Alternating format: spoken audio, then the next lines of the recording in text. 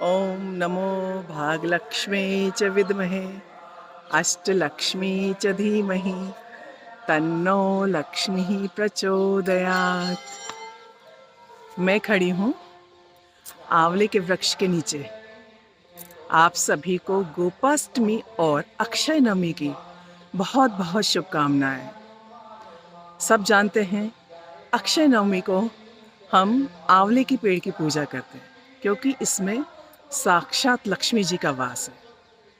और अक्षय यानी कि क्षय न होने वाला। इस दिन हम जो भी पुण्य करते हैं, आंवले की पूजा करके जो हमें पुण्य प्राप्त होता है वह अक्षय होता है, जिसका क्षय नहीं होता, नाश नहीं होता। लेकिन कार्तिक पक्ष की शुक्ल पक्ष, कार्तिक मास के शुक्ल पक्ष की नवमी को ही अक्षय नवमी क्यों मनाई जाती है, मैं बताती हूँ इसकी कथा। ये बात है 8वीं शताब्दी की लगभग, जब हमारे आदि गुरु श्री शंकराचार्य जी ने चारों तरफ सनातन धर्म का परचम फैलाया था, चारों मठों की स्थापना की थी। तो एक बार की बात है, वो भिक्षा पाटन के लिए एक गांव में गए और एक गरीब ब्राह्मण के यहाँ उन्होंने दरवाज़ा खटखटाया। घर से गरीब ब्राह्मणी निकली, लेकिन उसके घर में कुछ नहीं था।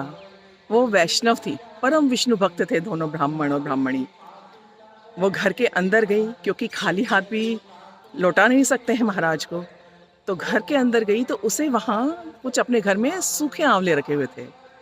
उसने सजल आँखों में उसके आंसू थे और आदि शंकराचार्य जी को दिए कि महाराज आज तो मेरे घर में बस इतनी ही व्यवस्था है। शंकराचार्य जी द्रवित हो गए। उन्होंने वहीं ब्राह्मणी के घर में श्री कनक धारा स्तोत्र की रचना की और वहीं पर पाठ किया। कनक धारा, कनक मीन्स स्वर्ण, स्वर्ण की धारा यानी कि लक्ष्मी को प्रसन्न करने के लिए श्री कनक धारा स्तोत्र का वहाँ पर पाठ किया, जिससे माँ लक्ष्मी अत्यंत प्रसन्न हुई और तत्क्षण स्वर्ण के आंवले यानी कि सोने के आंवलों की वहाँ उस ब्राह्मणी के घर में वर्षा हो गई। इतना यह दिव्य मंत्र है कनक धारा स्तोत्र। तो आपसे मैं कहूँगी कि अक्षय नवमी पर 108 फेरी लगाएं, पूजा पाठ करें और वृक्ष के नीचे श्री कनक धारा स्तोत्र का पाठ करें। यदि कोई संस्कृत नहीं जानता है, कोई बात नहीं, उसका हिंदी पाठ करें।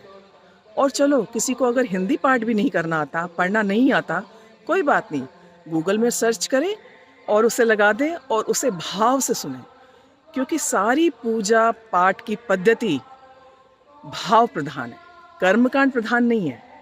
अगर आप भाव से बोलेंगे नहीं तो सुनेंगे नहीं तो मनन करेंगे, तब भी भगवान खुश होंगे। लेकिन सिर्फ भाव होना चाहिए और अपने प्रभु में दृढ़ विश्वास होना चाहिए। जय माँ लक्ष्मी।